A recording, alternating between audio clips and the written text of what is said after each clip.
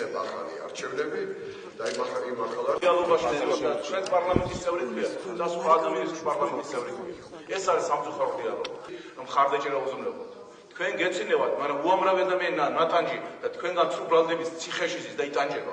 ოჯახები გააუბედურეთ, ათასობით ოჯახი, მაგრამ დაგწინი ხართ, თქვენ იმის გამო დაგწინი ხართ, რომ პარლამენტის წევრი გიათ.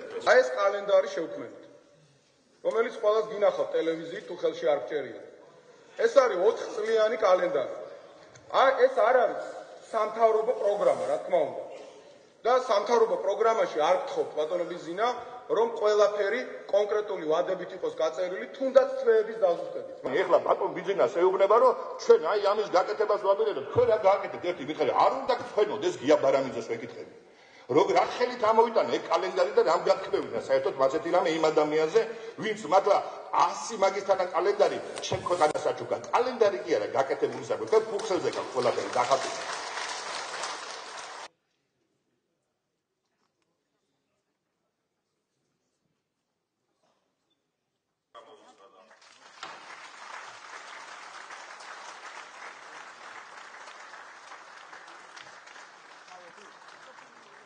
კენჭისყრის შედეგები იყო ისეთი, როგორც მოსალოდნელი. მთავრობის ეს შემადგენლობა არის ოპტიმალური არსებულ რეალობაში. ჩვენ მას მხარი დაუჭირეთ უმრავლესობამ.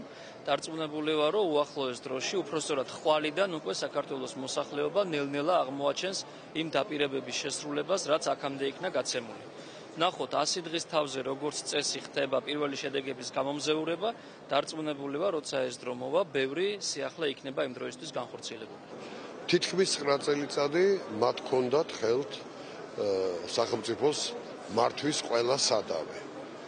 არავის არ უსმენდნენ, ყველაფერს წყვეტდნენ ისე, როგორც თავად უნდოდათ და აი მიიყვანეს ამ მდგომარეობამდე ქვეყანა. დღეს, როდესაც ისინი გამოთქვამენ პრეტენზიებს, მე ასე ვიტყოდი, პრეტენზიების გამოთქმა ლოგიკური იქნება მას შემდეგ, როდესაც გამოჩნდება შედეგები ჩვენი ხელისუფლების გარკვეული ნაბიჯებისა.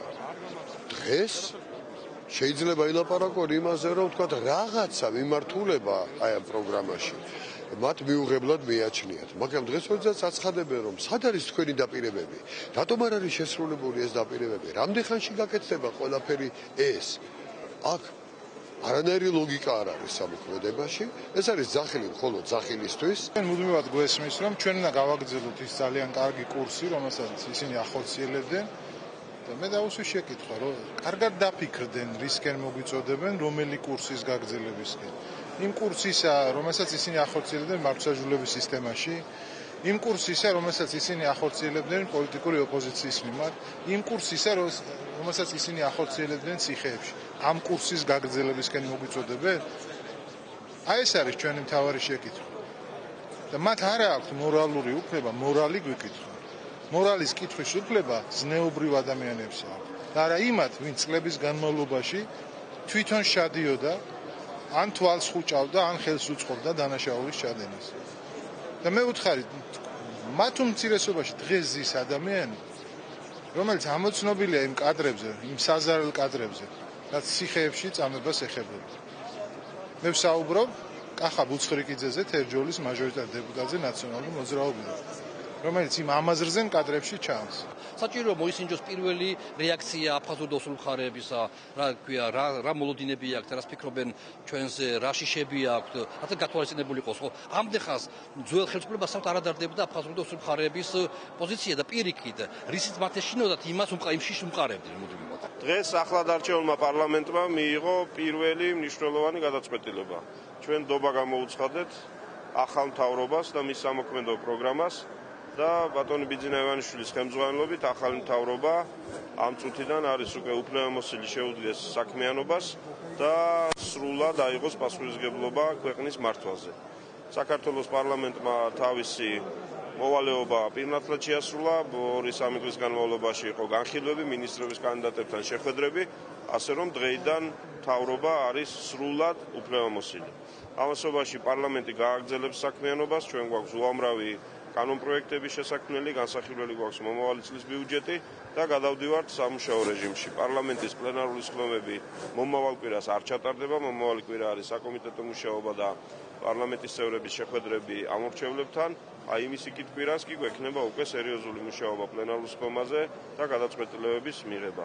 მე ყველას ულოცავ ამ მნიშვნელოვან დღეს საბიუჯეტო პროცესის მიხედვით 5 ნოემბერს ახალმა მთავრობამ უნდა წარმოადგინოს ბიუჯეტის გადამუშავებული პროექტი, მაგრამ აი ამ პროცედურების გამო და ვადების გამო ეს საკმაოდ რთული ამოცანაა, იმიტომ რომ ახალმა მთავრობამ პრაქტიკულად კვირანახევარში უნდა მოახერხოს ძველი ბიუჯეტის გადაწყობა ახალ პროგრამაზე, ამიტომ მას შესაძლოა ცოტა მეტი დრო დაჭირდეს, ვიდრე ეს გათვალისწინებულია საბიუჯეტო პროცესებით, თუმცა ჩვენ ვარაუდობთ, რომ ბიუჯეტის მიღება მოხდება კანონით დადგენილ ვადებში, ანუ დეკემბრის მესამე პარასკევამდე. თუმცა ამისთვის ძალიან სერიოზული გარჯა მოუწევს მთავრობასაც და საპარლამენტო კომიტეტებსაც. პარლამენტი ამ თვალსაზრისით იქნება მზად და პრობლემას არ შექმნას.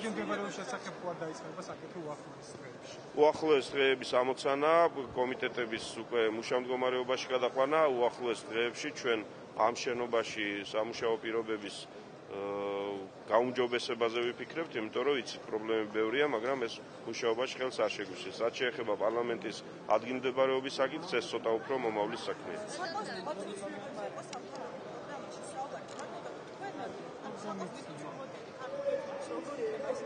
კოალიცია ქართული ოცნების საკონსტიტუციო მოდელი არის ის, რაც ეწერა ჩვენს პროგრამაში.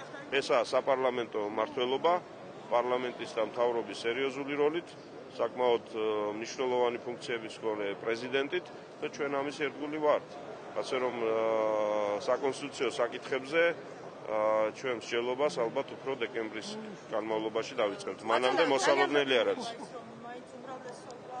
კარგად მოხერხდება, ეხლა მაგდენი დეტალების დრო არ არის. დღეს ძალიან ბევრი შეკითხვა გვაქვს თქვენს ოპონენტებს, თქვა ტერმინ ოკუპაციასთან დაკავშირებით, ომის დაწყებასთან